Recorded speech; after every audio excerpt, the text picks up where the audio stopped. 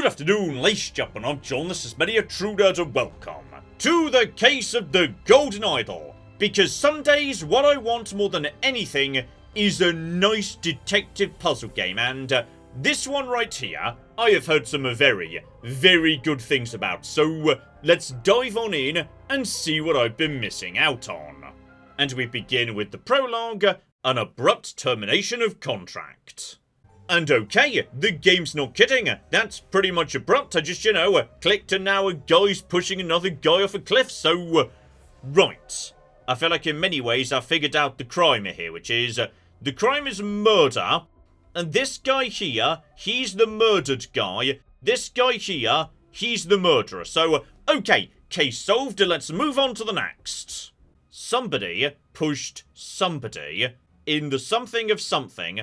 And also, I need to, discover identities. Got it. So, you, sir, I'm pretty confident you're the pusher. The problem is, I need to find out, your name. I knew what you were plotting, you snake. Okay. Both parties agree to these terms for the expedition to Monkey Paw Island. Right. So these guys, were exploring an island together. This guy thinks, I don't know, the other guy was planning to screw him over or something, and thus murders him. So, Albert Cloudsley, he has the right to 2/3 of all valuables. Oberon Geller has the right to 1/3 of all valuables, and any golden statues found for providing the maps. So, right. Somebody obviously feels that they got the short end of the stick. The problem is, I was about to say we don't know who's who. We do, however, know Oberon Geller, yeah, it's a doctor, so if we could find, something doctory on one of the bodies, say. Let's just click on this and okay. We've now learned a giant pile of words. Good, good, good, good. So come out to you for a second, go over to you instead, and a scalpel and some medicine. So okay, we can put that in right now, and alright, I like a good detective game that actually, makes you think. I'm already feeling proud of myself, damn it. Now the problem we've got is, yes, a cliff in the something of something on Monkey Paw Island. So we've got to figure out, where we are at this point. Well, the doctor has got a map, so, right. The Horn of Finger, Ruins of Xenopolis, Horn of Thumb, Bay of Shadows. Hang on. Hang on. There are 2 islands. Assuming the camera is located on this side of the Horn of Thumb, that would mean that, yes, we were seeing this guy being pushed off the cliff, correct? And these 2 islands in the background. The Horn of Finger, there's no one nearby. Oh, okay. Me and this game, we could be friends. And yes, now we know who's who, maybe we could reasonably assume that, yes, as it turns out, Oberon Geller put a very good sub-clause into his contract. Possibly, there was literally nothing in the temple but gold statues. Actually, you know what? The bags suggest otherwise, because, yes, the doctor's bag, that's got itself a thing of coins and gems right there, versus the other bag, which has got 2. So okay, Albert got precisely what the contract said. I think he was just being a dick, to be honest. Right, so we believe that, yes, indeed, the camp was in the Horn of Thumb. And as a result of that, that's where the murder occurred. And I believe, good. The scroll has thus been fulfilled. No hints accessed. It turns out I am a cocking genius. So, that I'm assuming is, the tutorial. Nice and easy introduction. I suspect, yes, the subsequent cases may be a bit more on the tricky side. Right, so on this occasion, things are going to be a bit more complicated because, yes, I don't literally get to see the murder taking place. Instead, the guy's already a bit on the dead side, so okay. Step 1, what am I trying to figure out? So, the name of this guy, where he was lord of, presumably the house we're currently in, the cause of death was something which occurred when he fell from something while he was something. So, okay. There's a rickety ladder and a high-up bookshelf here. That seems like a reasonable starting point to me.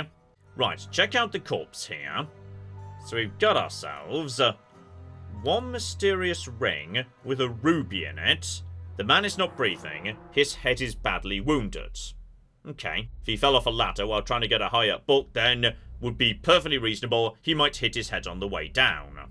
Though if he did, what did he hit his head on? There doesn't appear to be, like, you know, a blood splatter on the desk or anything. So, I, Sebastian Cloudsley... Oh, right, we might have skipped forward in time a bit, because I can't remember what the previous guy's name was. It was something Cloudsley. Okay, this idol might be being passed down the family, killing everybody in it step by step. So, okay, my humble contribution to the science of anatomy and chemistry. Well, bare minimum, that strikes me as a good starting point for his name. And while we can't guarantee that, yes, this was like, you know, the current date or even a recent date, he might just be, you know, not a good diary keeper. In fact, this could be someone else's diary that he was reading at his desk. So, okay. Dining attire, roast duck. Hunting attire, rode to hunt badgers. Researching attire, dining attire, had tasty beef loin, and filled in my diary and went to bed to continue reading for my research. So... right, the clothing he's wearing might be able to tell us roughly at what time he died, assuming his routine today was similar to this day in his diary. And speaking of, yes, riding out in order to hunt badgers, there's a horse running in the yard. So, okay, that'll be the horse he rode when he was going out to hunt badgers, I suppose. And yes, just because he's inside now, that doesn't mean he actually died inside. He could have been killed, say, outside while he was hunting, hence why the horse is running about loose, and then brought inside to make it look like an accident. We also need to know, yes, what he's wearing, so dining, hunting, or researching. So, okay. There's his, you know, researching McGibbles right there by the looks of it. That's like, you know, a lab coat or whatever. The problem is, which of these is his, yeah, dining coat, and which is his hunting coat? Okay, book is Lead Poisoning by Henry Clover. That's only really useful for, yes, giving me the words lead and poisoning. Then, this apparently is what someone might have been wearing while dining.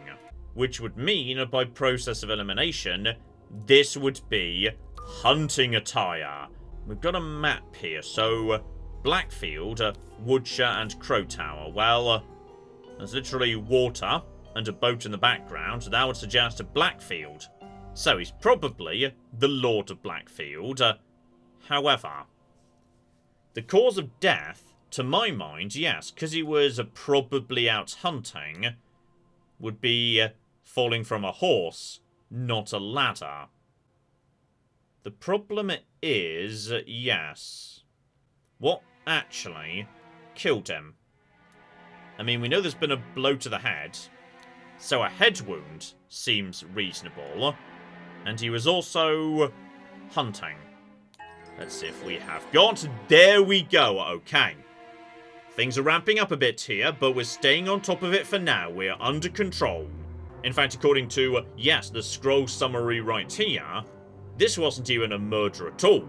This was just, you know, a tragic accident. Possibly someone else found him outside and brought him inside. Got it. So, right, the game's gonna start trying to trick me. The ladder was a complete red herring. Okay, and my reward for completing this would appear to be, yes, a mysterious spectre puppet has just appeared on the case screen. Okay, so this would appear to be his funeral. 1733 to 1786. Fair enough, I suppose. Oh, and hang about. I get the feeling that, yes, potentially some of those people who we just saw at the funeral might be about to die horribly as well. So okay, let's do the dramatic departure of an outsider. And all of a sudden, okay. The number of people is now ramping up rather significantly, and I'm guessing this here might be the dead person. Very much on fire, a scorched horsebrush, and a scorched knife. Right, could be like a stable groom or something. And that right there is why we just saw the funeral. So, okay. Someone was supposed to receive something in somebody's will, and as a result, okay. Murder. In order to get hold of inheritance. Gotcha. So, we've got a stable rota on the door for Adam and James. So, okay.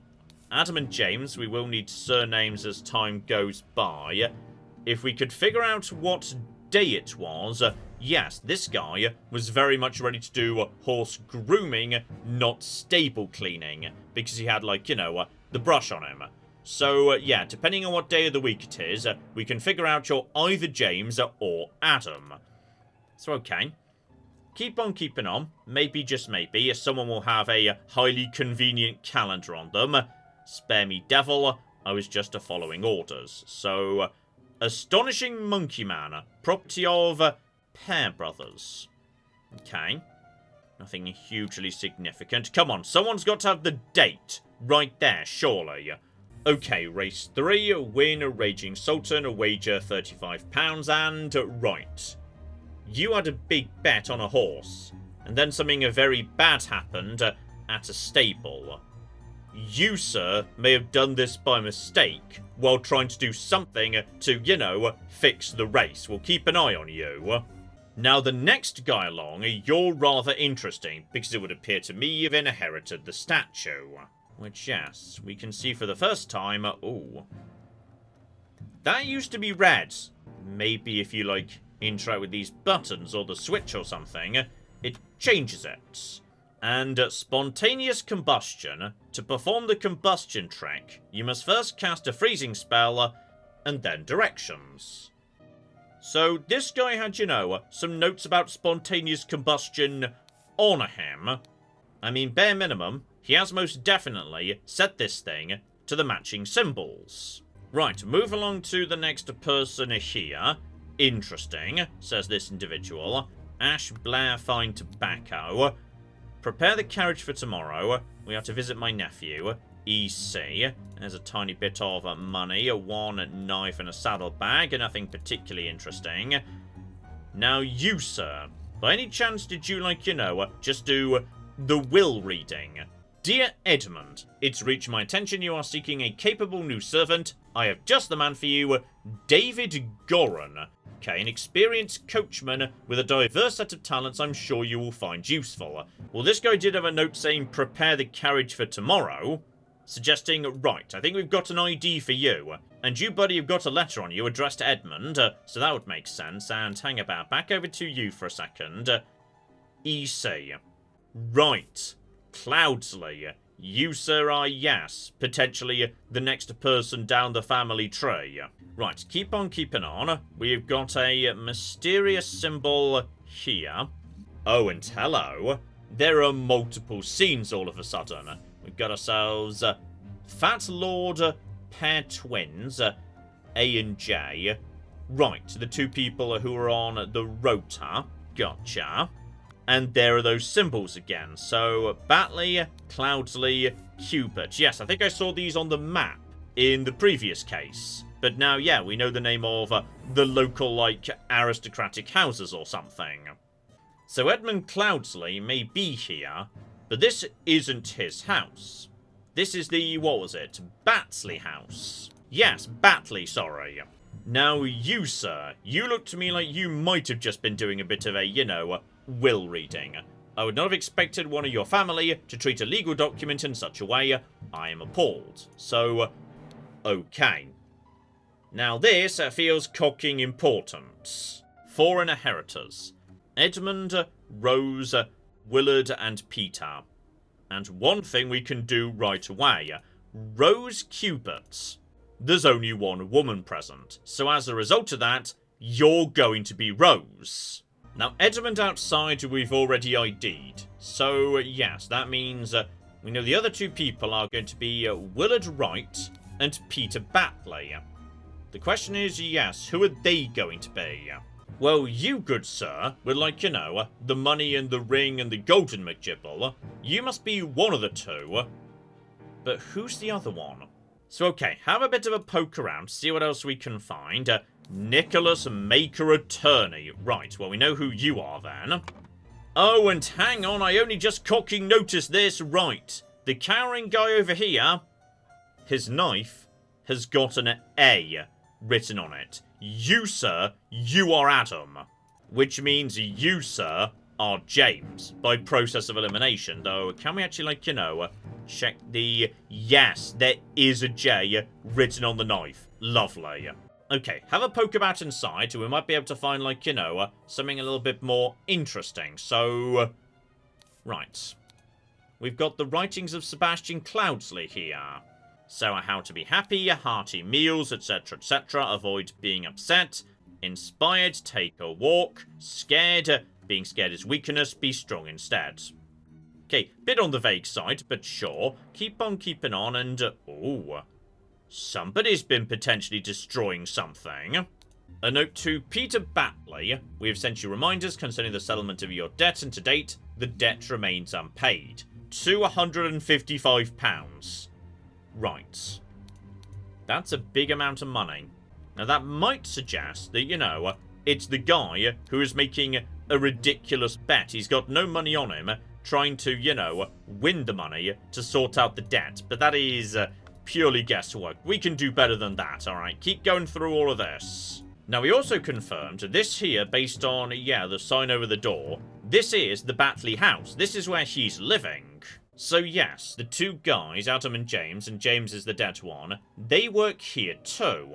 And the note on the wall indicates the pair twins. So therefore, if we just take hang about, pair and pair, and that means by process of elimination, the only person remaining that we've not ID'd is Willard Wright. Now, just make sure we've not missed anything, you know, important here. So by the looks of it, right. That's the will. So step one, this guy was, yes, the attorney who oversaw the reading, that we knew. And this one's about the statue, must be for Willard, so... Okay. Okay, you'll know what to do with it. He didn't give it to this guy because, you know, he wanted to give him something of value. He gave it to him for some very specific reason. To someone else, yes, he wants to put his sharp mind to better use than mere politics, so we left him his research notes on astronomy, finish it, and publish it under both our names. Now, I know who that refers to, because yes, this chappie here, you, sir, hang about. Yes, speech stirs parliament. You were left a book on astronomy or whatnot. Whether you actually care about that, I don't know. Though by the looks of it, you did pretty well in terms of the money too. Now, someone else we met so rarely after you left for the colonies, therefore I leave to you a savings, a land, and the manor house. Come home and establish a museum of my life and accomplishments. Okay. Now, who does that refer to? One of you two. Either Peter or Rose. Speaking of Rose, hang about. You've got, yes, loads of jewellery, loads of money, a fancy fan, a fancy blade for some reason, and a book. Okay, nothing we can desperately do much with there. And then finally, my late sister, your mother, disclosed your financial troubles to me, presumably long ago. I resolved to help you. I leave to you, the book. Because you need direction in your life. Oh dear. Oh flippy dear. And the book has immediately been tossed to the ground. Dear oh flipping dear. So that would suggest that yes, you got the book, and that's why there's nothing on your person. Because that was all you were left, and you decided to just, you know, leave it behind because it didn't have value. And that would mean that you, madam, you basically inherited everything. You got the house, you got the money, you got the lots. Okay. Question is, yes, how do we actually fill this bit in accurately? Well, we know who died. That was James Pear. And honestly, we don't really know what caused the spontaneous combustion outside of, you know, the mysterious evil statue did it. But if so, why precisely did, yes, Willard decide to set this random person on fire, aside from possibly, yes, the fact he just wanted to literally test the damn thing out? Oh, hang on. Hang on. Someone was to receive something and ordered 2 people to take something from somebody. I think I know precisely what happened here. So, this guy desperately needs money. He didn't get any money. This guy, however, got money in all sorts of good bits and pieces. What does he do? He tells his 2 servants to take the statue. They try to do that, and he pulls it out and uses the combustion spell. That's why he does it. Not just because, you know, he wants to try it out. It was basically self-defense. Okay, so you, sir, Peter, you were, yes, not happy to receive the stupid book you didn't want in, hang about, yes, Sebastian, what was it, Cloudsley, yeah, his will. So as a result, you ordered these 2 individuals to take the statue from the guy who inherited it, Willard Wright, and as a result of that, suddenly one of you exploded, and... oh yeah. Oh flippin' yeah, it turns out I'm a genius at detective games. I was already suspicious the inheritance wasn't going to work out well for anybody. But yes, given chapter 2 is literally called The Cursed Inheritance. Okay, nobody's doing well out of this. Leading indeed to... oh dear. Right. What do we have here? An attic, where something very bad has taken place, and on top of that, okay, a bar down below. So someone creeps into somebody's room via some mechanism, while 3 people were playing cards with loud music. A fight happened upstairs, somebody got stabbed with something. And okay, here's interesting. There are 8 slots to fill in terms of identity, and yet I'm only seeing 1 corpse, and then, yeah, 5 people. So hang about. Who else is around? And here we cocking go, peer out the window. Why did that bugger give me a note when he knows I can't read? Okay, I'm gonna be honest, you, sir, are being rather suspicious right now, with, like, you know, your stabbing shears and whatnot. Together with old stale bread, and lay low for a couple of days at the old oarsman's place down at the docks. Okay. No clue as to your identity, but somebody gave him a note. If we could, like, you know, ID somebody who gave someone else a note, that might tell us something. Meanwhile, on the other side, right, Watchman number 2, Henry Parker. Okay, that seems reasonable right there. Let's work under the assumption you are indeed who your McGibble says you are. And also, shards of glass, so right. This window's been broken. This window over here, however, not. And it's latched from the inside, suggesting somebody let you out. Right, let's go over to the corpse here. So, someone's dressed in night clothes, not breathing. He's got one of these damn ruby rings that keeps showing up. And looks to me like, yeah, stab marks of some description in the stomach. Ways to access the room. Trapdoor above, so yeah, someone could go up this room, via the attic, straight back down again. Somebody at some point broke this window, and there's also a door. Doesn't open, so okay. That would suggest, yeah, not door, either trapdoor or window. Okay, revenge. Okay. Could be, you know, the person who did it, signing their initials. Not a good idea when you've just done a murder, but not impossible.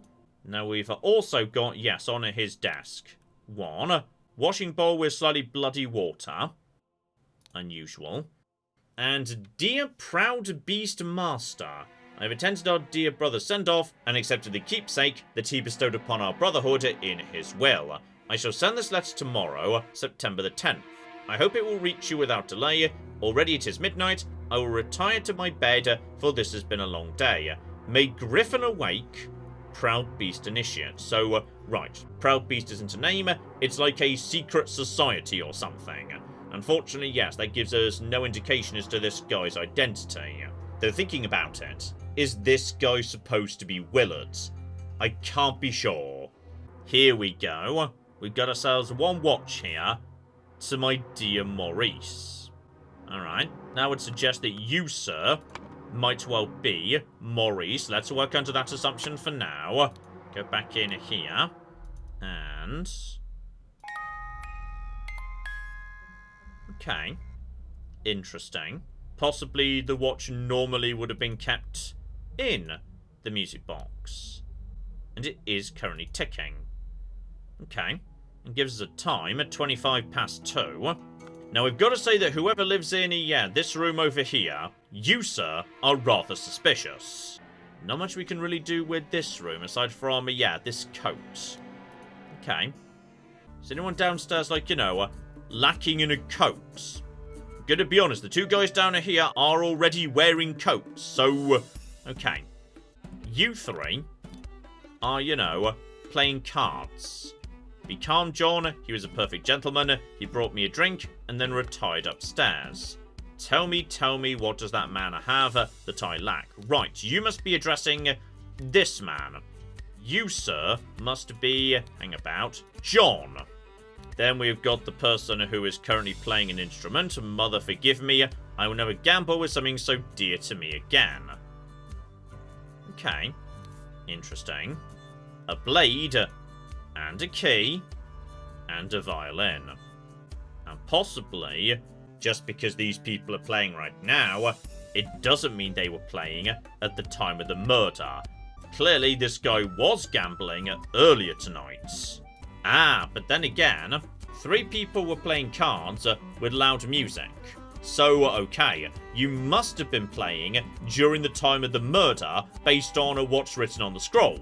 Here we go. Amazing Evans musical performance. Event starts at 11 PM. So possibly, yes, you made a very stupid decision to risk losing your violin in a hand of cards before you started playing at 11 PM. And hello there, wanted person. Robert Redroof. Magnificent. The question is, who gave this guy a note? And now this is going to be useful. Tabs for Green, Brieg, and Blair. So, okay. Green has drunk the most. Blair has drunk almost nothing. We've just got to figure out who's who. Where did the boy go? I need a bathroom break. So, right. A large knife. A lot of people here have got a knife. Obviously, he's got keys. So, dear Oscar Boyton, is this you? It's come to our attention the owner of this bar offers services to those who want to transfer products that are less than agreeable to... right, you, sir, you've been running some form of, like... I don't know, illegal booze business. Possibly this is like... is this during American Prohibition? Maybe this is just a fantasy world, given, there is a magic statue that sets people on fire and whatnot. Now, the question is, yes, when he says, where's that boy gone? Who's he talking about? It's not going to be the Watchman. Arguably, probably not the guy who's like, the wanted criminal. That would suggest by process of elimination, it was Maurice. Okay, let's investigate your card game and who had what on you. So, yep, everybody's got cock and swords, hand of cards, tiny bit of money, and a key. Not much more than we already knew. Same again, money, key, a stiletto blade, and on top of that, to Annie. Lovely. And you, sir, just deal the next one. It's all luck anyway. So remember, you're an agent of our trading company, and you have to reflect its values to the fullest. So never be late. The client leaves port on the 10th, so that's tomorrow. Be persuasive. Do not take no for an answer. We must get the client's product. Be effective. Once you've got the product, deliver it to me immediately with the servant boy. No matter what you do, be mindful of our reputation. Our names must remain spotless. Beyond that, same as everybody else. He's got a key, he's got a dagger, he's got some money. Over to the table. Wine, like we know, and... oh. Initials. A.G. Annie. So therefore, Annie must be G. And the only G is Green. Right, Annie Green, we figured out you. This guy is John, meaning the other person was Hangabouts. Slight issue, we've got ourselves Brieg and Blair. 2 Bs. Ah, Hangabouts here, right. JB and OB. So, right, that's John, either Brieg or Blair, and something, either Brieg or Blair. And up here, this must be when something Evans was playing, possibly, or hang on. Maurice Evans. Okay, let's make an assumption based on how these people are acting, which is, tell me what does that man have that I lack? You, sir, maybe seem a bit on the drunk side. Just do the next one, it's all luck anyway. You maybe seem a bit more sober. That would put you as Blair and you as Brieg. And Annie's been drinking the most. Okay. There's all sorts of different initials over here. There's OB and AB. So, OB. Oscar Boyton. Suggesting, yes, possibly AB joined relatively recently. Problem is, yes, right now we don't have a name aside from Annie that begins with an A. So we need to figure out your name, buddy. And hello, Saxy. Dandelion Room. Oh. Okay, never mind. That was 100% Willard right up top. He definitely just got murdered for, you know, the statue. Gotcha. And there's Ash Blair as well. So, right. The note on the bar, that might just bring it all together. You, sir, are Mr. Ash Blair. You are, in fact... Wait, hang on. If you're Willard Wright, and you're Maurice Evans, hang about, see if this is correct. Good. So, okay. Now we need to put together, like, the murder. We've constructed the game, but I feel like I've still not figured out, like, you know, who did it. So, okay. Okay. Let's put this together here. We need to figure out who was playing cards at various points during the night. So, Willard Wright is definitely murdered.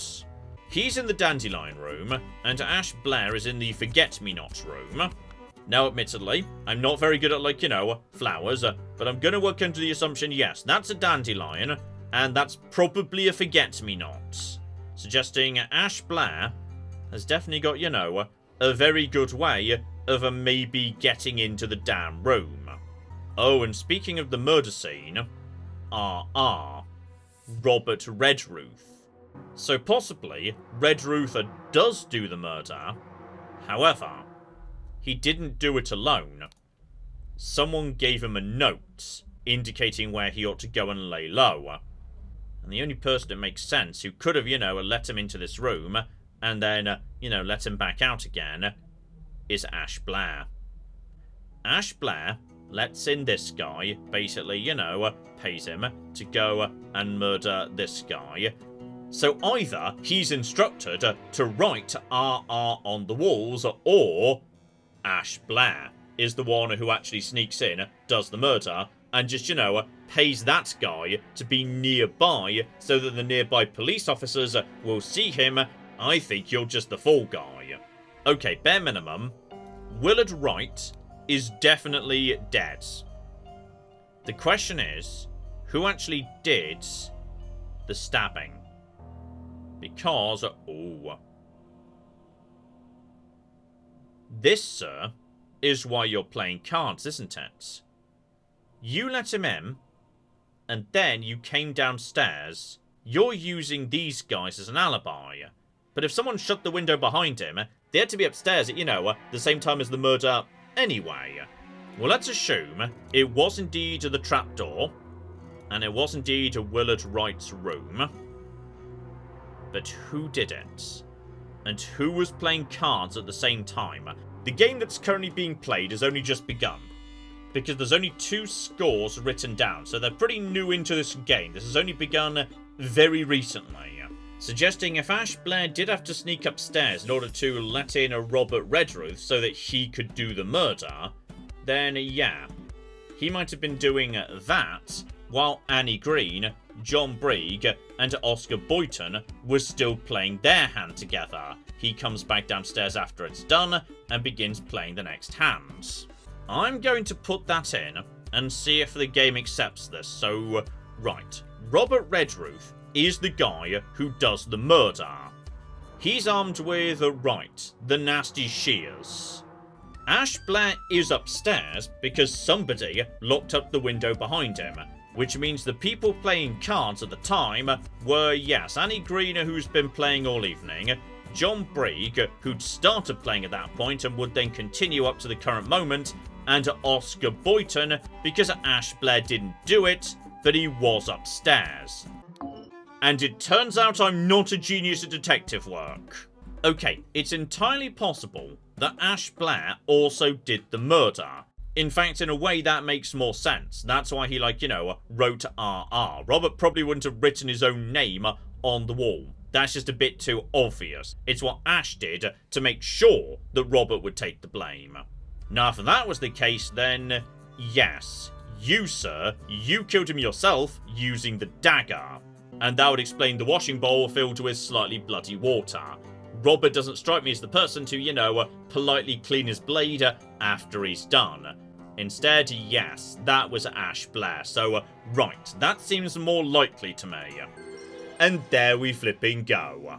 And in fact, right, the bit I didn't realise, the statue was being kept in the music box. He never actually planned to do the murder, but when one did end up happening, that then was the moment he decided to pin it on Roberts. So there we go. That there is the first 4 mysteries in the case of the Golden Idol. And I'll say this has been great fun. This one's got the stuff alright. There's good mysteries where you need to intuitively put stuff together, where the clues are pitched at just the right level. This I bloody like. This is a good time. This is well worth a look-see. And yes, indeed, if we're very, very lucky, maybe, just maybe, I can find a detective game as interesting as this again in future. We shall flipping see. But in the meantime, I've been John. This has been Many a True Nerd. And this has been the delightful case of the Golden Idol. Thank you very much, and goodbye. Were we doing virtual reality, or was that just like a metaphor for lesbian sex? And then he smacked me lightly across the face with the money! What? This is... where is this going? What's happening? We're gonna buy a whole new bin, and we're gonna write Brendan on it, and we're gonna put him in it and toss it off the pier.